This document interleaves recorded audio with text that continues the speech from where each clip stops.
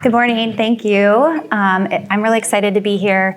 One, I got to not wear scrubs today for the first time in 2-3 years, so that's exciting. Kind of going to talk a little bit about what the pandemic has done to us and for us, and then talk about what we can do to kind of overcome these changes that have happened over the last several years.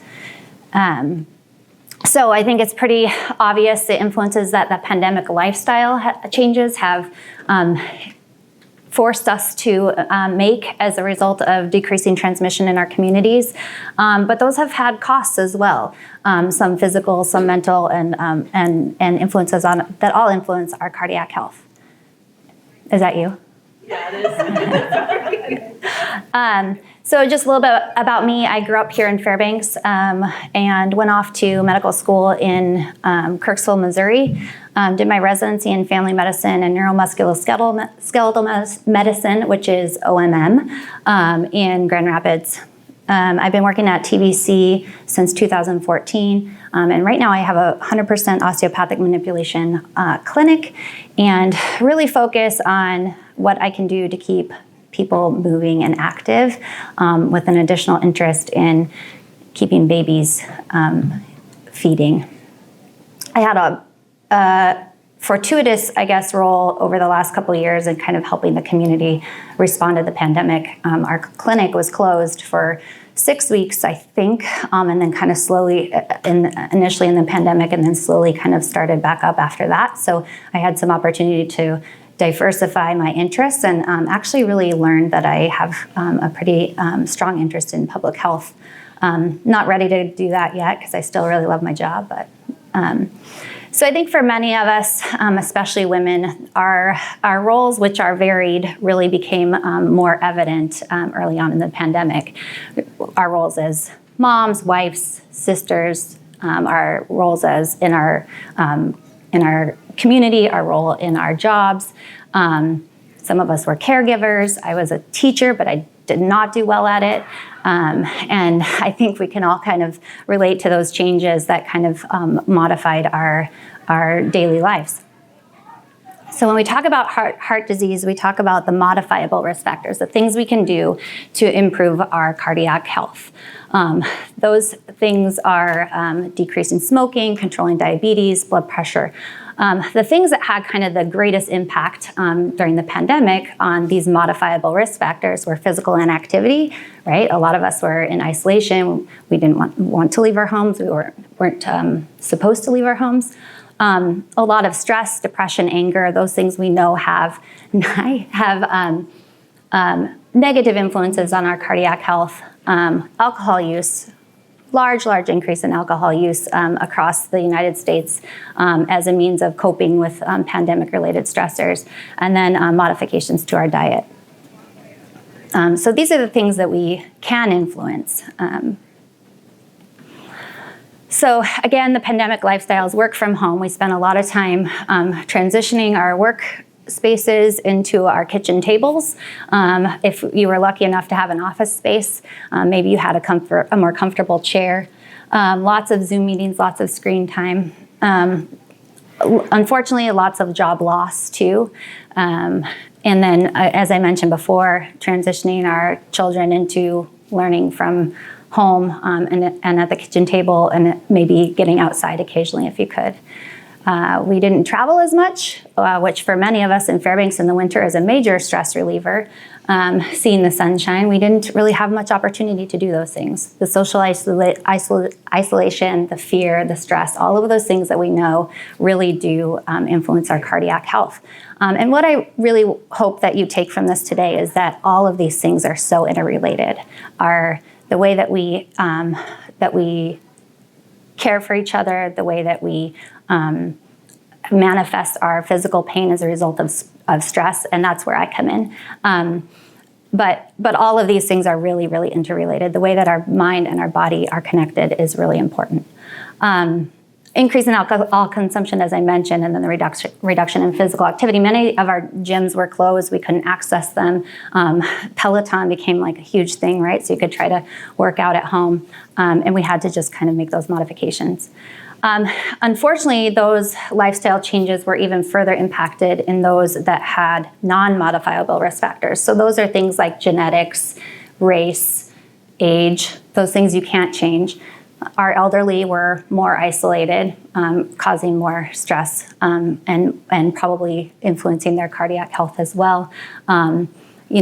Depending on your socioeconomics, you may have lost a job depending on what kind of work you did, and that had further impacts as well. So out of this became actually a diagnosis called COVID stress syndrome.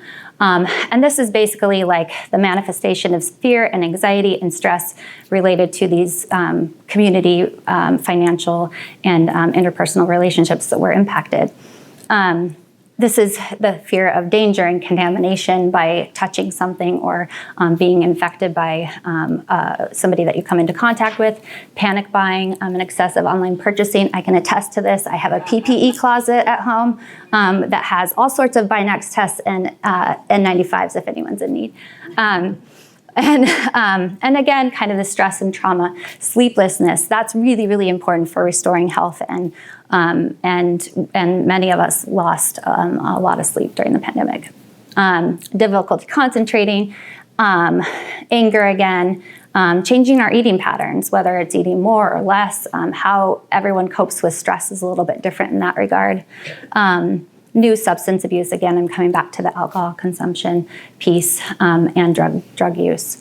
And then really importantly, we didn't address our chronic health in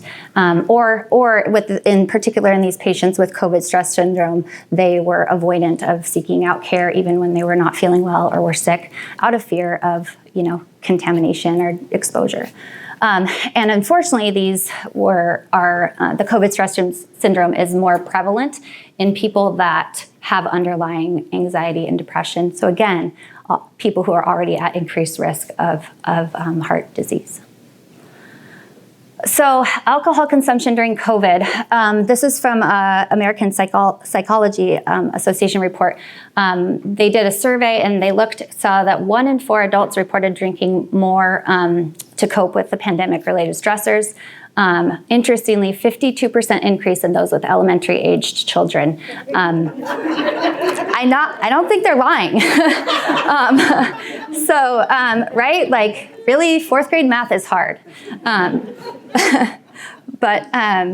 then there was a study out of Boston that looked at actually what these impacts would do to the health of our communities by 1 year. This is just after 1 year of a pandemic. So this is like, early 2021. Now we're, where we are. That the estimated number of deaths from that increase in alcohol consumption was about 8,000.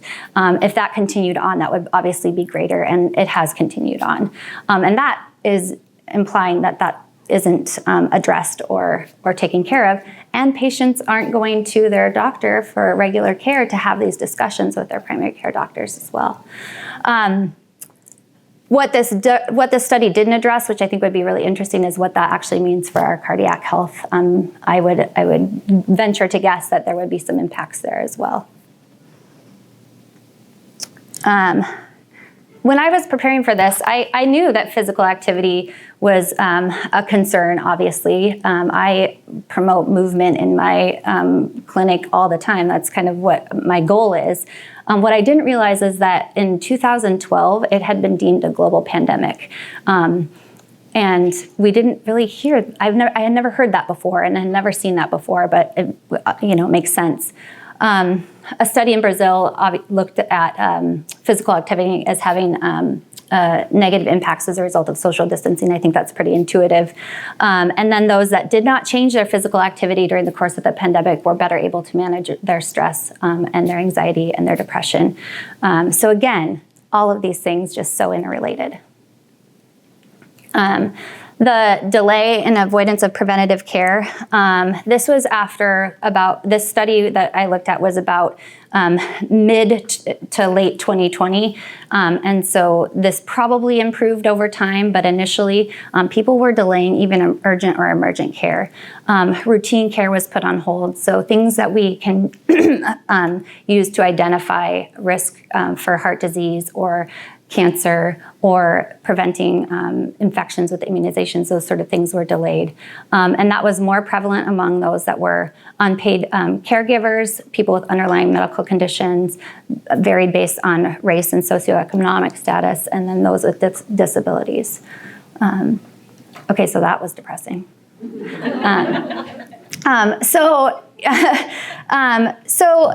what can we do, right? I think, and particularly for me, I'm here to say what my role might be, but I think really, as I was driving here today, I had some other thoughts that I might sprinkle in here that I'd like to mention. So what is osteopathic manipulation? What is osteopathic medicine? So it is a fully trained physician. Osteopaths are fully trained physicians that provide all sorts of medical care. Some go into surgery, some go into pathology, varied specialties. Some go into osteopathic manipulation, which is also a specialty. We use medication. We use diagnostic tools, just like any other trained physician, in addition to using our hands for evaluation and treatment. It was developed by a guy named Andrew Taylor Still, and I actually went to the school. My medical school was a school that he founded, which is kind of cool, in middle of nowhere, Missouri. Very good place to go to school. And he actually generated these, he was an MD, and he generated these techniques of hands-on manipulation actually in the midst of a flu pandemic. His family was very sick, and he identified that if he could start getting their ribs to move better, that they were better able to clear their infections and better able to overcome their pneumonias. This is before antibiotics were available and things like that. So OMM has a benefit of hands-on evaluation, really focuses on health promotion and disease prevention. In our practice, we really focus on treating pain. So the main principles of osteopathic philosophy are the person is a unit of mind, body, and spirit. And that's kind of what I was trying to get at with the initial few slides, is that all of these things are connected, and intentionally so. The body has the capacity to self-heal, right? If your rib isn't moving and you can't clear your pneumonia, then, and you probably need antibiotics too, right? But if you can't clear your pneumonia, but if you can get your rib moving, then you can probably keep your lungs functional and keep, and help in the sense of an infection. And then structure and function are interrelated. And again, that's the idea where our diaphragm moves such that we can clear fluid and move fluid. And if it's not moving properly, then we might not be able to breathe quite properly, and we might not be able to clear out like a lung infection. And that we have to really value all of these components when we're addressing patients and when we're thinking about our own lives. Okay. So what is OMT? As I mentioned, it's a hands-on care. It involves using hands to diagnose and treat what we call somatic dysfunction. And somatic dysfunction is impaired function in bones, joints, muscles, fascia, nerves, arteries, all sorts of components. Diagnosis is based on palpation. Palpating for asymmetry, from difference from one side to the other, maybe for tenderness, something which we call tissue texture changes, which is like if one part of my arm might be very like firm and hard, and another part might be really boggy or swollen or something like that, and kind of using our hands to sort of feel those differences. It uses forces to kind of guide and shift bones, muscles, ligaments, those sorts of things. Most commonly used to address pain, but really important to address dysfunction. And really what I see in my practice is how stress influences dysfunction. There's a number of different types of ways to treat somatic dysfunction. Some can be very, very gentle. If anyone has been to our clinic, they know that that's not always the case. A lot of what we use here in Fairbanks and is unique really to our practice, and I think the success of our practice is what we call fascial distortion and the fascial distortion model. And I'll get into a bit about what fascia is, but this can be a little bit more of a uncomfortable approach at times, but can be very effective. And what's really interesting about fascia is how it really is representative of our overall health. So fascia is this like 3D membrane. It is the soft tissue layer that surrounds really every cell in our body.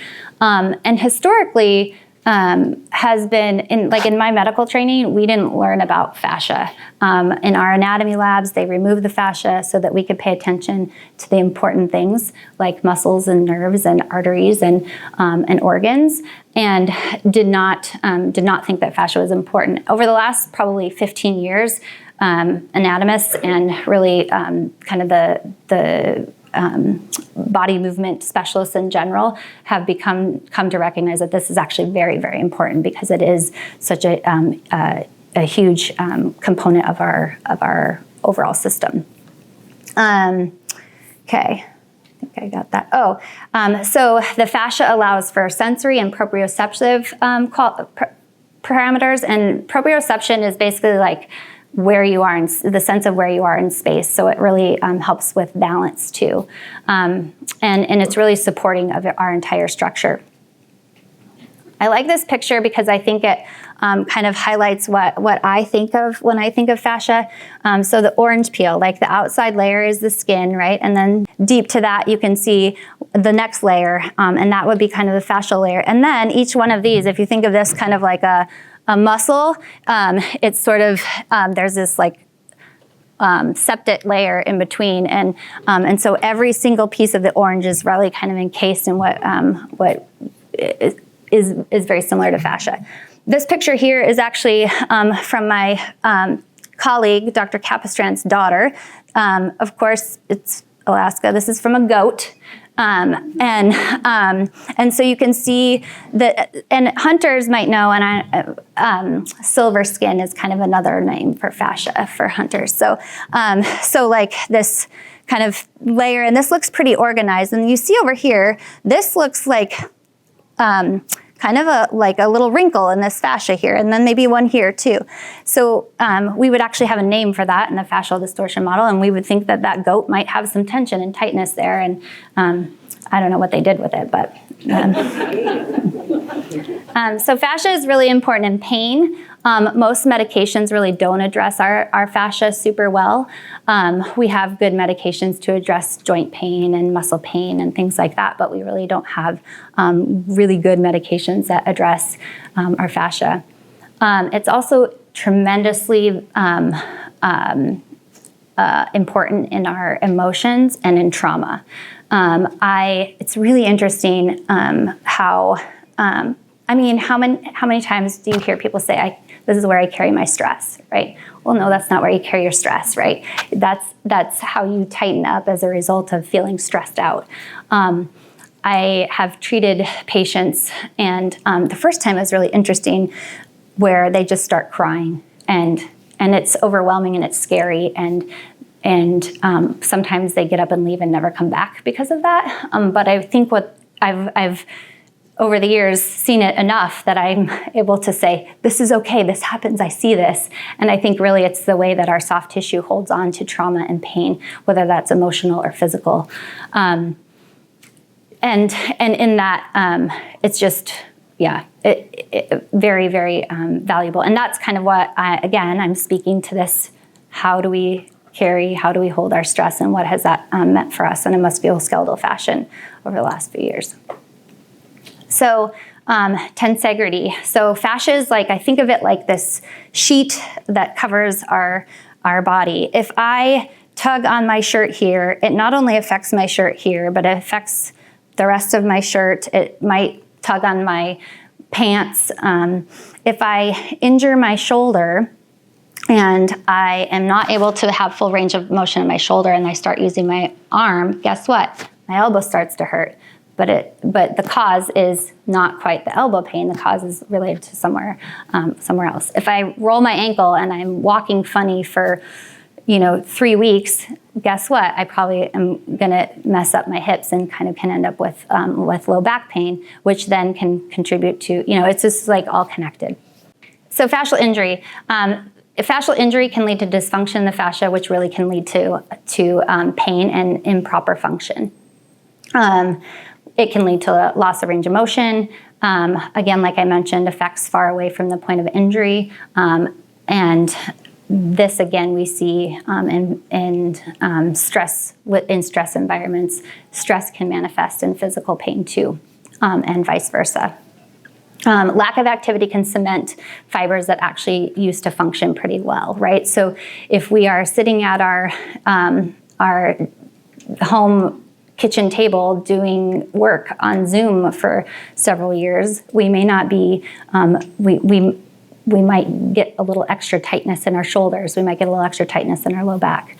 And again, coming back to this chronic stress. And I think what I want to emphasize is that this has been a stressful couple of years, and I think we can own that, and we can kind of overcome that by starting to move more and kind of addressing these things that we know we probably haven't been able to do so much so well in the last several years.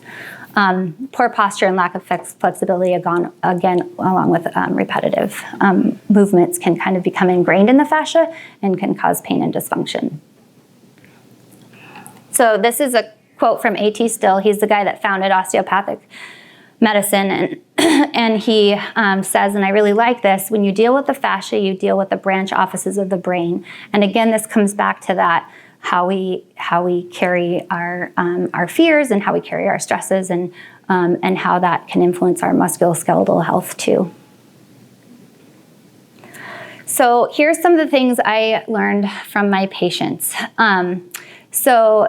Ironically, I'm here talking to you about this, but I felt very strongly in March of 2020 that we needed to close our practice because we have close contact with patients and I felt like it wasn't essential. And I learned a lot about that because it actually is essential. And what happened when we reopened, and I had seen patients, throughout the last several years, and then we came, and I thought, well, am I really helping them? I don't know. Am I really keeping them functional? I don't know. And then I saw them back after 2 months, and I was like, oh, okay.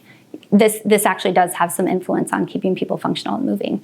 And I think also what I learned is that when we don't address the things that we deem are not essential, they become urgent and they become critical, and they really do impact our health.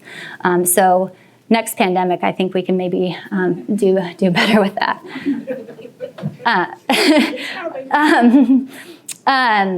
So neck pain and headaches, again, like I was mentioning, this is where I hold my stress. Saw a lot of that and continue to see a lot of that even now. Low back and hip pain related to working at the table. A lot of patients coming to me saying, these 20 pounds that I gained during the pandemic, I really need to work on getting these off. And that was a kind of a result of inactivity. Jaw pain, which was interesting, associated with wearing a mask. And so I was like, what? Why? And I think what happens when you wear a mask, you can keep your mouth open and nobody knows it.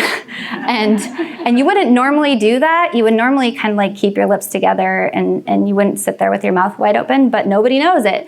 And so I think that actually put a lot of tension on the jaw and contributed to headaches and kind of shoulder pain as well. And then, like I mentioned several times, and really what I'm kind of trying to get to the heart of here is that the stress and trauma and how that influences just not only our musculoskeletal health, but really has clear influences on our cardiac health too, and things that we can kind of work on there. Prevention of how to have healthy fascia is to move frequently, and vary the movement. So one plane of motion all the time is probably not good. We probably need to balance some weightlifting with maybe some yoga and stretching, and then incorporate that cardio. Rest is really important, and hydration is huge. Hydration is really, really challenging in Fairbanks, Alaska, kind of like 90% of the year, especially in the winter, especially when you're wearing a mask all day. It's hard to take sips of water throughout. So hydration is really important. And the issue there with the fascia is if we want our tissues to like move and glide and slide, right? That's really important. for proper function. If we are dehydrated, they don't want to do that, right? Like things don't want to move as well. So hydration is really, really important, keeping your fascia like maximized in terms of how it can move. Stress management again, and then fueling with healthy foods. So here's some ideas of kind of how to incorporate this, the mind and the body and the spirit that I'm talking about that are so interrelated, and how you can kind of get back to pre-pandemic, which is in quotes because we're like almost there. Listening to music. It's funny, my husband just started, my kids are terrible in the morning, especially when it's dark outside. And he just started turning music on in the morning. And he's like, it's a game changer. The mornings are so much better. And so anyway, pro tip there from my husband. Spending time in nature, trying to get outside. I think we did have some